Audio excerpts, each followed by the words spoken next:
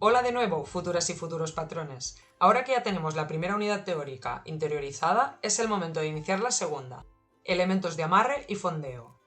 Esta unidad es importantísima, ya que si nunca disponemos de una embarcación de alquiler, o sobre todo propia, lo último que queremos es que se nos vaya y perderla, ¿no? Empecemos.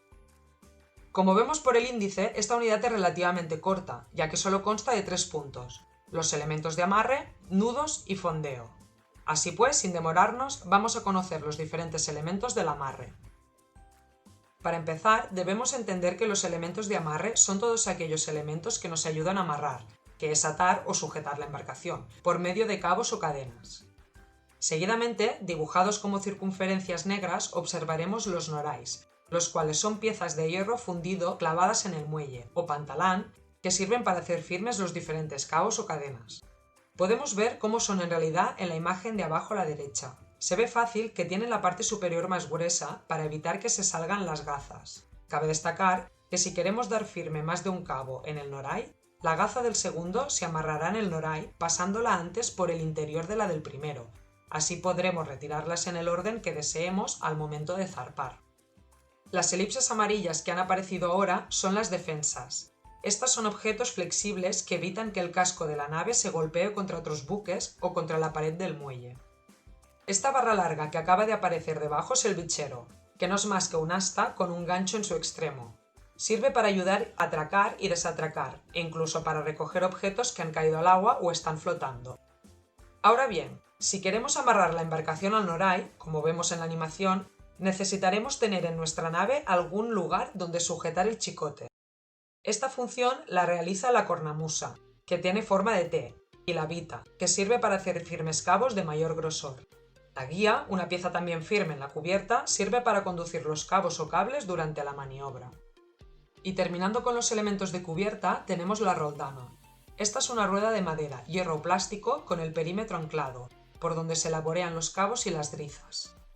Finalmente, fuera de la embarcación tenemos el muerto, que es un bloque de cemento, piedra, hierro o cadena que está situado en el fondo marino y firmemente sujeto. Al muerto se le unen cadenas o cabos con una boya en el extremo superior para poder localizarlo. Estos sirven para amarrar el buque, tal y como muestra la animación, y así evitar tener que utilizar el ancla dentro del puerto.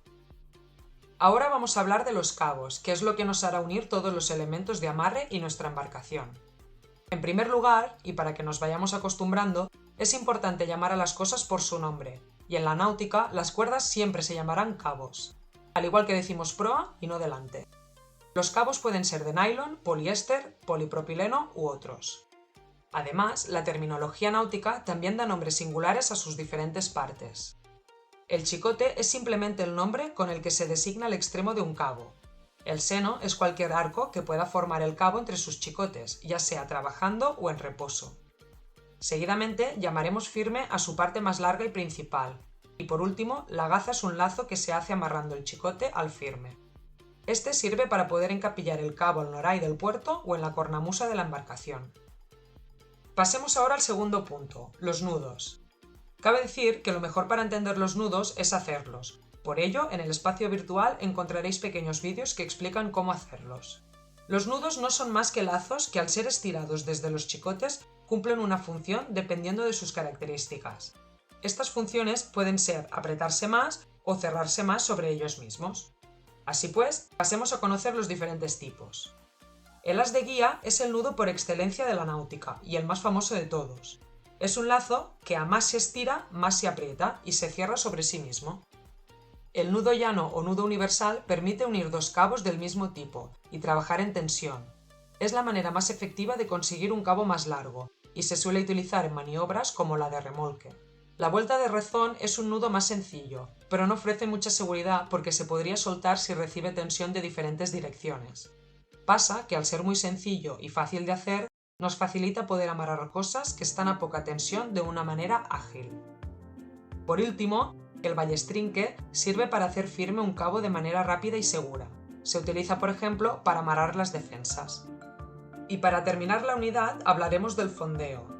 Si lo recordamos, en la unidad anterior se ha trabajado su nomenclatura. Aquí, en cambio, hablaremos sobre su maniobra. Como sabéis, el acto de fondear es tirar el ancla hasta el fondo marino para hacer firme la embarcación. Como vemos, la longitud de la cadena o cabo del ancla varía según si hace mal tiempo, que será de 5 o 6 veces la profundidad del fondo, o si el tiempo es bueno, que será de 3 o 4 veces. En caso de dudar sobre si hace buen o mal tiempo, lo más importante es utilizar el sentido común y aplicar la norma de la circunstancia más desfavorable. Después de fondear, el ancla se señalizará con el orinque, que es un cabo amarrado a una boya, el cual aparece en amarillo en la imagen. El orinque nos permitirá, en primer lugar, situar el ancla y, en segundo lugar, poder izarla en caso de engancharla en un fondo rocoso.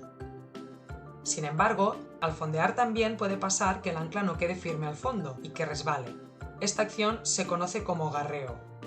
El garreo lo evitaremos si tenemos puntos claros de referencia, y así podemos observar que el buque no se desplaza. Nos puede confundir, sin embargo, la acción de girar o borneo. En este caso el giro es alrededor del ancla y el buque se desplaza lejos de la costa, producido básicamente por la acción del viento o la corriente. Variará su radio según la profundidad del fondo. Finalmente, a la acción de recoger el ancla, que estamos viendo en la animación, se le llama levar. La maniobra de fondeo también tiene ciertas peculiaridades que pasaremos a comentar. Lo primero es que es importantísimo saber elegir un fondo, en caso de tener la opción, primando siempre un fondo de arena antes de uno de roca, ya que las anclas trabajan mejor y al mismo tiempo es más fácil quitarlas sin el peligro de enrocamiento. Por la calidad del fondo distinguiremos entre malos o buenos tendederos. Lo segundo es el fondeo en la gira, que es la maniobra más sencilla para las embarcaciones de recreo, ya que se basa en fondear en una sola ancla. Ocurre que, sin embargo, se debe dejar una zona de seguridad, porque, como se ha explicado al hablar del borneo, podemos girar alrededor de un círculo y abordar otra embarcación. Y el tercer concepto es la vigilancia del fondeo. Para evitar problemas como el del posible garreo, tendremos en cuenta varias marcas o referencias visuales que nos ayudan a detectarlo. Además, si tenemos equipos electrónicos, tendremos la posibilidad de disponer de alarmas que nos avisarán en caso de sonda, garreo, borneo u otros. Para acabar con la unidad, nos queda hablar de la maniobra de elevar el ancla. Entendemos que tenemos nuestra embarcación fondeada como muestra el momento 1 de la secuencia. Lo primero que tenemos que hacer es pasar al momento 2, que consiste en colocarnos a la pendura siempre con la mínima arrancada. Entonces, en el momento 3, pasaremos a elevar el ancla poco a poco, ya sea con la mano si es una embarcación pequeña o con el molinete si es más grande. Finalmente, la dejaremos en posición de reposo como muestra la situación 4. Y aquí termina la segunda unidad, que es la más breve. Seguimos en la tercera.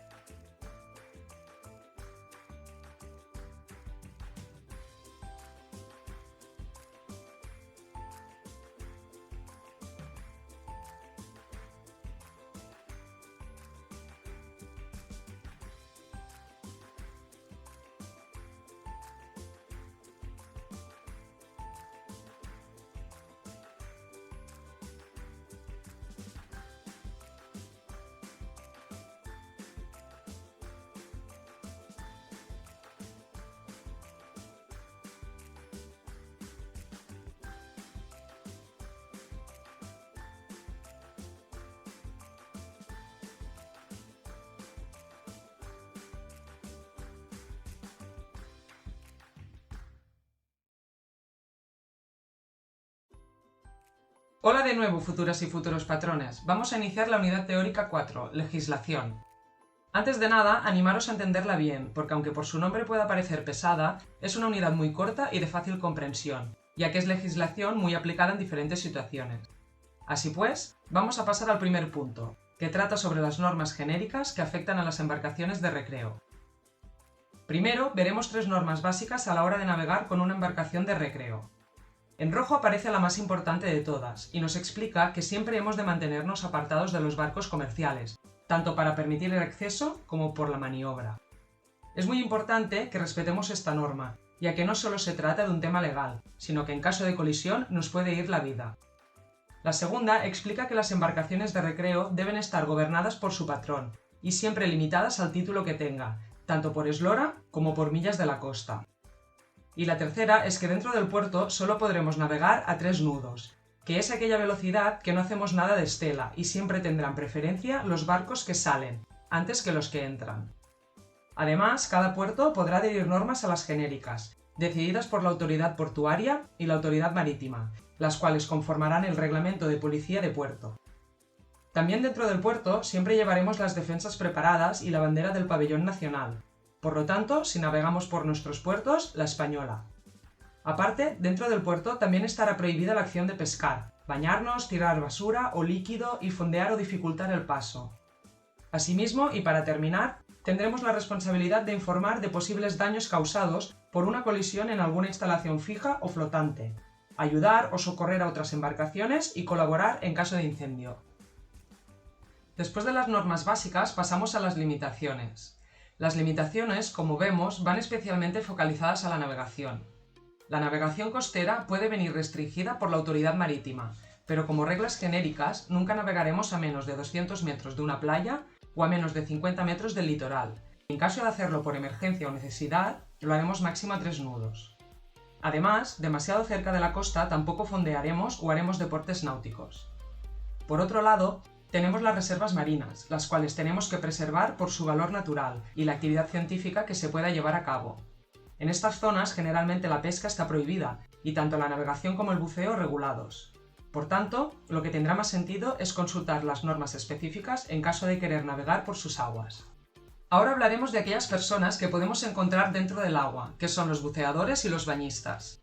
Como vemos, estudiaremos las 2 situaciones por separado. Respecto al buceo, lo más importante es respetar 25 metros de seguridad. Asimismo, allí donde haya un buceador, estará la señal de seguridad que vemos en la imagen, la cual es una boya hinchable con la bandera Bravo modificada, roja con una franja blanca y diagonal. Es importante recordar bien esta bandera porque también la preguntan muchos exámenes. Por otra parte, si estos buceadores no van por libre, sino que son asistidos por una embarcación, se izará la bandera alfa, como la de la imagen. Esta nos indicará que alrededor de ella hay personas buceando, ya sea deportivamente o por motivos laborales.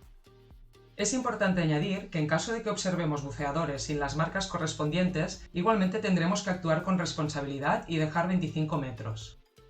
Pasando ahora a las zonas de baño, estas estarán delimitadas por boyas amarillas de 80 centímetros de diámetro y delimitarán una zona imaginaria que no se podrá traspasar. En caso de que se pueda acceder a la playa, se abrirán canales para las embarcaciones de 25 a 50 metros delimitados por las mismas boyas amarillas cada 10 metros. La entrada de este canal vendrá señalizada por 2 boyas verdes y cilíndricas a estribor y 2 rojas y cilíndricas a babor. Y obviamente, dentro de estos canales no podremos fondear, ya que solo son de paso. Por último, en caso de que sea una playa no balizada y que nos tengamos que acercar a la costa, como siempre, lo haremos con precaución y máximo a 3 nudos. Vamos a introducir ahora la prevención de la contaminación. En primer lugar, tendremos que entender que la contaminación es todo lo que perjudica la salud humana, los recursos biológicos y la vida marina en el mar, y que para proteger todo lo anterior, las embarcaciones deben seguir el convenio MARPOL, ya que está redactado con el objetivo de prevenir la contaminación. Este convenio fue redactado por la Organización Marítima Internacional, como organismo especializado de la ONU. En la náutica deportiva, el convenio busca prevenir los vertidos, sobre todo de aguas sucias y contaminantes. Para lograr esto, las embarcaciones deben estar especialmente construidas y deben tener una capacidad adecuada en los depósitos, teniendo en cuenta las personas que puedan transportar y los días de navegación. Esta capacidad será de 4 litros por persona y día. En cuanto a la construcción de nuestras embarcaciones de recreo, lo más importante es que los inodoros estén conectados a los depósitos, con una ventilación adecuada para dejar salir los gases, y una alarma para cuando se haya llenado más de las 3/4 partes de la capacidad total. Los depósitos además serán herméticos y con conexión universal a la salida. Otro apartado del MARPOL que nos afecta mucho es el capítulo 5, sobre la prohibición de tirar basura al mar, donde por convenio tendremos que distinguir entre el mar general y las zonas especiales. En el mar general lo que está prohibidísimo es tirar plásticos. En cambio, la comida orgánica se podrá tirar a 12 millas de la costa, y otros materiales de embalaje como madera o papel podrán desecharse a partir de las 25. Aunque lo aconsejable y más ético es no tirar nunca nada y esperar a estar en un puerto. Respecto a las zonas especiales, en cambio, la prohibición aumenta en todo menos en la comida orgánica, que sigue siendo a 12 millas de la costa. Las zonas especiales son el mar Mediterráneo, el Báltico o el del norte, entre otros. Finalmente, y como era de imaginar, toda la descarga de basura ilegal será responsabilidad del patrón, aunque en los barcos mercantes pueden extenderse al armador y el seguro. Además, si durante nuestra navegación vemos una descarga ilícita de basura o la observamos ya descargada, tendremos que avisar siempre a Salvamento, informándole de nuestra situación, el nombre de nuestro barco y las circunstancias de lo que hemos observado. Ahora nos toca hablar del pabellón nacional. Este punto es extremadamente sencillo y solo tendremos que recordar unos pocos conceptos. El pabellón nacional es la nacionalidad del barco, es decir, el país donde se ha matriculado. Por eso toda embarcación matriculada en un país deberá lucir su bandera. En el caso de ser matriculado en España, a la náutica llevaremos la bandera española con una corona azul en medio, ya que es la homologada. Esta, que deberá llevar cualquier tipo de embarcación, irá sujeta siempre de un asta o driza y será de tela y rectangular. Rápidamente y para terminar, comentaremos dos puntos de su normativa. El primero es que las de recreo están incluidas en la norma, y el segundo, que éstas nunca podrán izar otra bandera si antes no lo está también la del pabellón nacional. Pasamos ahora al penúltimo punto, salvamento. Lo más importante del punto es que tenemos la obligación de prestar auxilio si observamos una situación de peligro o nos la solicitan, y por tanto el derecho a ser auxiliados. El capitán, en recibir la información, deberá asistir la situación y acudir a toda máquina, al tiempo que avisa salvamento marítimo. Como es obvio, esto lo haremos independientemente de la situación, condición jurídica o nacionalidad. Por tanto, no decidiremos si efectuamos el rescate o no, simplemente actuaremos. Si por lo que sea no podemos prestar salvamento, como podría ser en una situación muy grande de peligro, la cual nosotros mismos no sabemos gestionar, lo tendremos que apuntar en el diario de navegación e igualmente avisar de la situación a salvamento marítimo. Y por último, recordar que el salvamento no puede ir acompañado de una remuneración, a diferencia del remolque. Para terminar el tema 4 sobre legislación, nos queda hablar de la protección de los espacios naturales. Primero tenemos que entender que el medio marino son todas aquellas plantas y animales de una zona, junto con el mundo que la rodea. Este se divide por zonas, como observamos en la imagen. De estas, la plataforma continental, que es la que tiene menos profundidad, es donde se concentra la mayoría de especies de pesca y fauna, y por lo tanto, la que más tendremos que cuidar. Pensemos que en los últimos años, entre la sobrepesca y la contaminación por hidrocarburos, esta zona se ha estropeado, y naturalmente le está costando mucho reparar. Para proteger la plataforma continental de la costa mediterránea, se firmó en Barcelona el año 1976 un convenio. Este se centra en hacer acciones para salvaguardar la zona, estudios científicos para identificar qué es exactamente lo que se debe proteger y colaborar con protección y conservación. Todo esto es porque en el Mediterráneo encontramos zonas especialmente protegidas por su importancia, su diversidad biológica, hábitats que contienen especies en peligro y, en definitiva, áreas de interés científico, estético o educativo. Un ejemplo claro son las zonas de Posidonia oceánica, que cubrían gran parte de la costa mediterránea dentro de los 45-50 metros en el interior, las cuales ahora están en peligro de extinción. Ahora en verde se pueden observar la gran mayoría de zonas protegidas del Mediterráneo, algunas de las cuales nos quedan muy cerca, como el Cap de Creus o les Illes Medes. Para finalizar, recordar que es importante estar al día de las normas propias de cada zona especial antes de navegar. Y hasta aquí la unidad 4, nos encontramos en la próxima.